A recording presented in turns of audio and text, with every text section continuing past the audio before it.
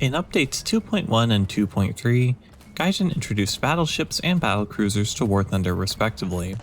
They're relatively uneven between the various countries at the moment, so here I'll recommend some ships to get every country closer to on par with each other. I'll go over each country in the order they appear in game, showing off some ships and explaining some of their stats and how they would perform. Countries with less viable top ships will get more focus naturally, but everyone will get covered somehow, with the goal of giving everyone a workable super dreadnought and battlecruiser if they have them available. Of course, there needs to be some decompression for all of these ships to fit. This is all being said with the hope that with more ships, Gaijin is likely to push the top BR higher. However, as they proved with the 5.7 cruiser fiasco, that's not particularly likely. Also, be warned that I'll be using the metric system for weapon designations even if the specifications were made with the Imperial system in mind for the sake of clarity. First is America, who's currently pretty weak at top tier. The North Dakota is one of the weakest dreadnoughts, having poor survivability and only having access to very weak armor-piercing shells. It's all they have at 6.0, so they could really use some new top ships to get onto the same level as everyone else. First would be a Wyoming-class battleship, which could have 12 305mm 50 caliber Mark 7 cannons onto a single target with a layout similar to Japan's Hyuga. It has thicker armor than the North Dakota and a slightly higher fire rate than the previous 305mm 45 caliber Mark 5 cannon, which would make it able to hold its own against the current battleships better than the North Dakota can. As a second addition to America comes another battleship, the New York class. It's America's first super dreadnought, carrying 10 of the 356mm 45 caliber cannons, which would provide it with much more per shell damage at the cost of fire rate. It would provide more penetration and overall damage against dreadnoughts than the previous ships, which could give it a role in the American lineup as an anti-dreadnought ship. It's actually likely to be worse than the Wyoming class based on its stats, though that depends on the specifics like reload rate and how much pen Gaijin gives their shells, so that remains to be seen. If we get a New York class ship in its 1928 refit or later, it would have much more powerful shells, making it a much more significant threat and a more powerful ship overall. We're also likely to get a premium variant of this class at some point, USS Texas with a late refit. It's a famous ship with a long history and has some significant anti-air upgrades later on, so it's a pretty obvious choice. The last ship for America is their battlecruiser, or should I say battlecruiser stand-in, the Alaska class. The official designation for it is a large cruiser, though there's some debate as to whether battlecruiser is a more fitting title for it, and it should fit that role in America's tech tree. It's pretty much a scaled up Baltimore design-wise, carrying the 305mm 50 caliber Mark 8, which was only used on its class. This gun actually matches the penetration of the 356mm cannons used on the later American super dreadnoughts in some circumstances, though that's with super heavy ammunition, which Gaijin's version of Damar doesn't treat particularly well, so it might not be as good as real-life performance indicates. Alaska would be an effective battlecruiser stand-in for America, having high penetration, good mobility, and excellent anti-air capabilities at the cost of less armor coverage and less destructive shells than its World War I counterparts. It also appeared in Gaijin's fleet research changes in First Battleships video, so we know that the visual model is already done, meaning this one is likely to come soon. Next up is Germany, who's currently one of the best performing countries at top tier, but is also still lacking in a super dreadnought. The issue here is that they jump straight from 305mm to 381mm cannons with a much more advanced ship than anyone else is getting. However, their standard dreadnoughts should still be able to hold their own against many super dreadnoughts. So the first thing that they can get is a Kaiser class.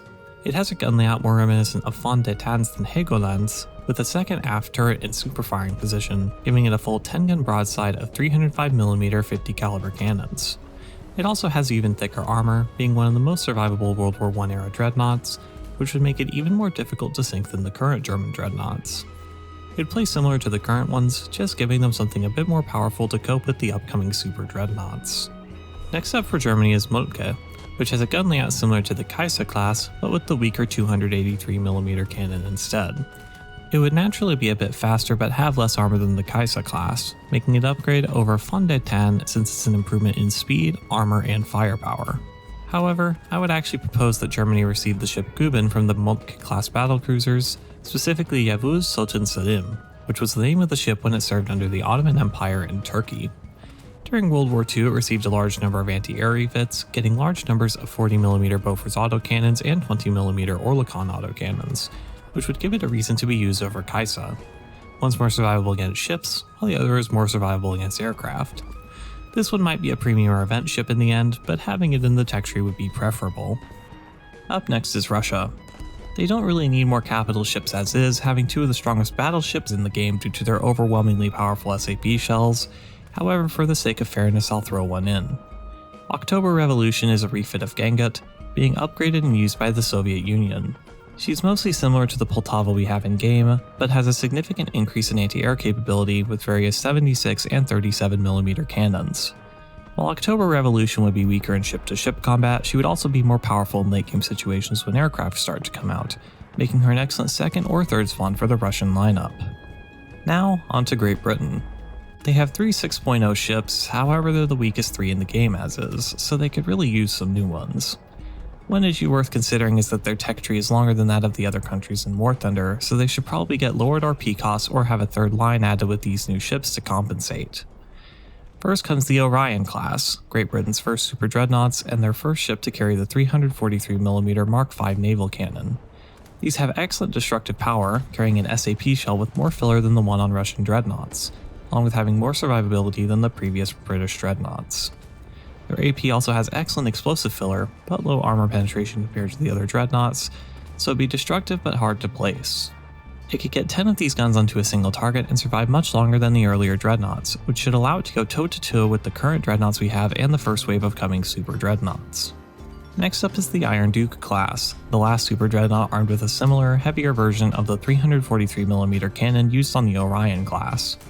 They're similar to the King George V class that came after the Orion class, but have significant improvements to protection and much stronger 152mm secondaries rather than the previous weak 102mm secondaries.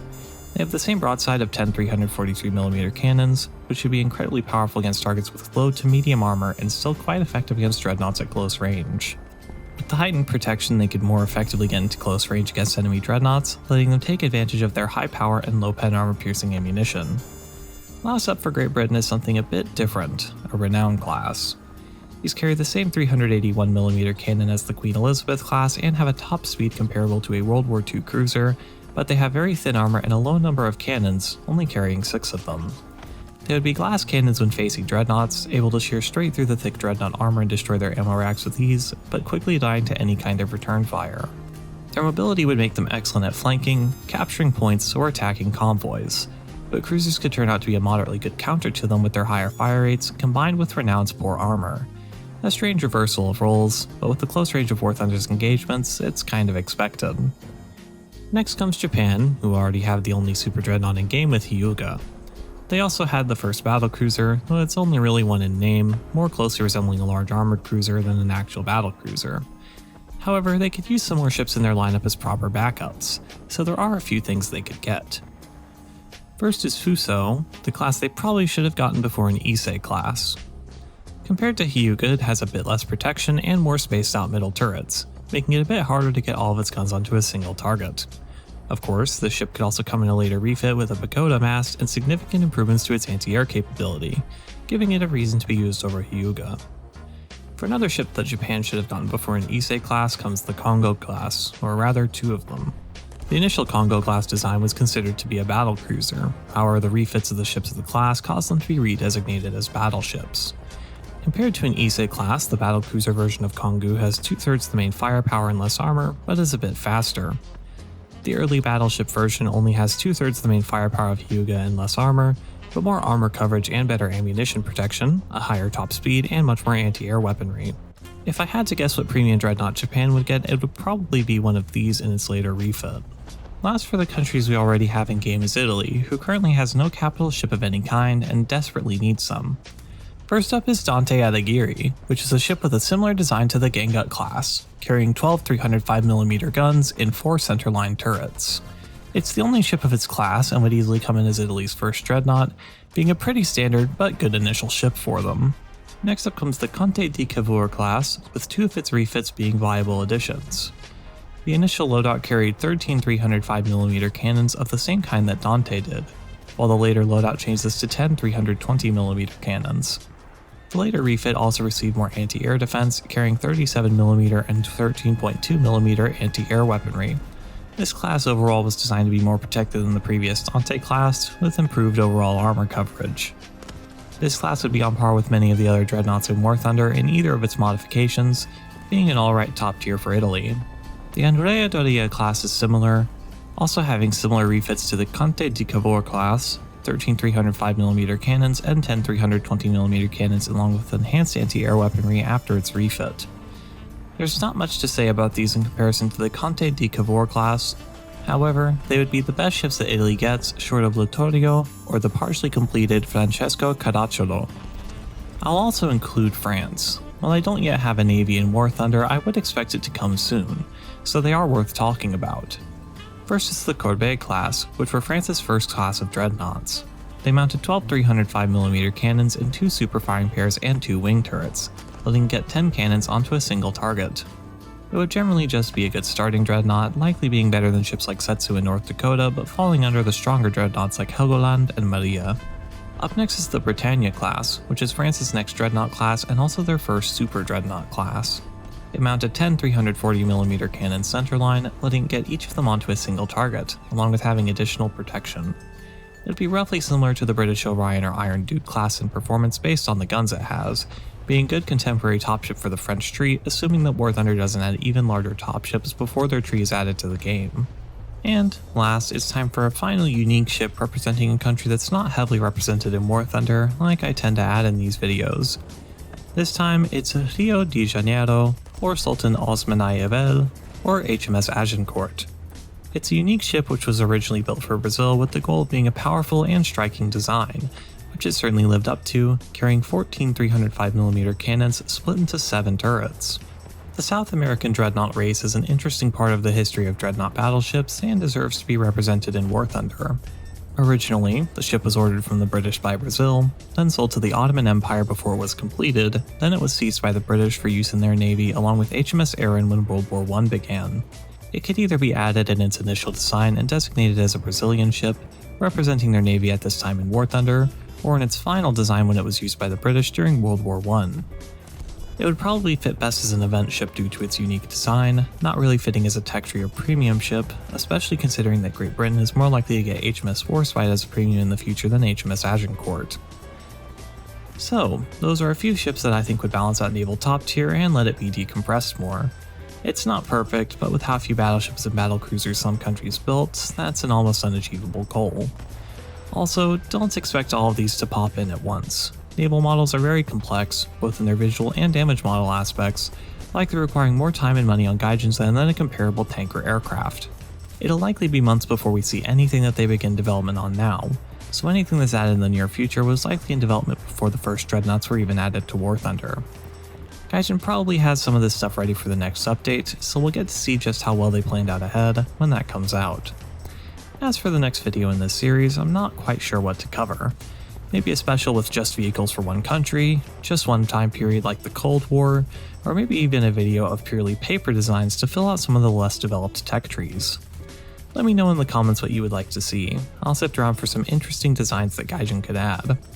Thank you for watching. Don't forget to like, comment, and subscribe for more naval content.